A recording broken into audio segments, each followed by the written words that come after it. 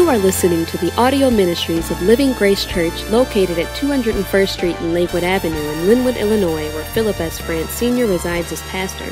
Following this program, we invite you to join us for our Sunday service at 10:30 a.m. or our weekday Bible studies on Tuesday at 10:30 a.m. or Wednesday evenings at 7 p.m. We would love to fellowship with you in the name of Jesus.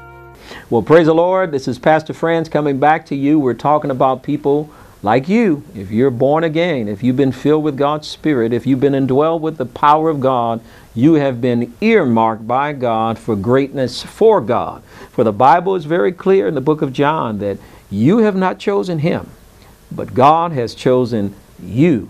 And the Word of God says more than that. He says, and God has ordained you that you should go forth and bring forth fruit that will remain. Hallelujah. And so let's talk about these markings. I talked about before that people, whether they know it or not, have emotional marks, have relational marks, have spiritual marks, and they had nothing to do with it. They came out of the womb with these markings. And so the question becomes, how is God using these marks, some of which are very positive, some of which are not so positive, but how will they be used for God's greatness? We'll talk a little bit about it in the context of some people in the Bible. And to make it easy, I'll just use, I call them the 3 J's. We'll talk about Jonah, we'll talk about Jacob, and we'll talk about Job. Let's talk about Jonah for a moment. He had a mark I call it the spiritual mark, or the mark, emotional mark of pride. I think we all know where pride will lead us. And when I'm talking about pride, obviously there's a good kind of pride. I'm proud of my children, just like I'm sure you are. I'm proud of my parents. But there's a negative type of pride. And Jonah had that kind of pride. God told him to do something, and he chose to do what he wanted to do. How many know that you are going to do what God tells you to do?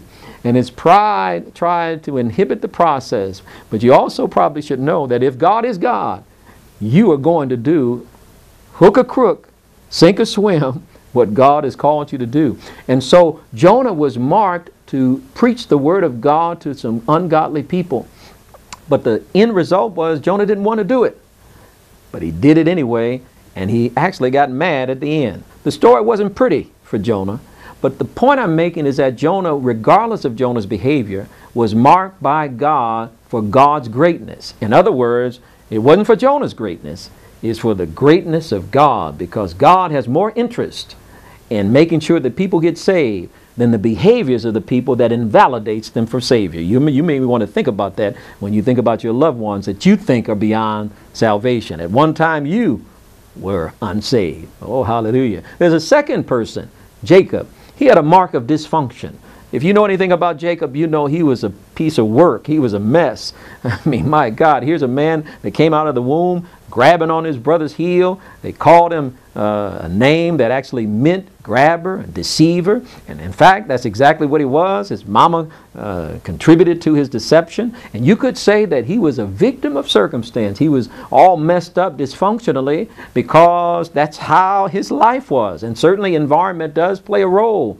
And relationships do play a role in how you are reared. But how many know that if God marked you for greatness, hallelujah, I don't care what happens to you, you will work together for good the things, or he will work together for good the things in your life to bring about your ultimate good. And in the final analysis, old dysfunctional Jacob ultimately pressed into the Lord, so much so that he said by his own mouth when he was fighting with an angel, I will not let you go, hallelujah, until you bless me. And now that is what I think I'm trying to get across to you.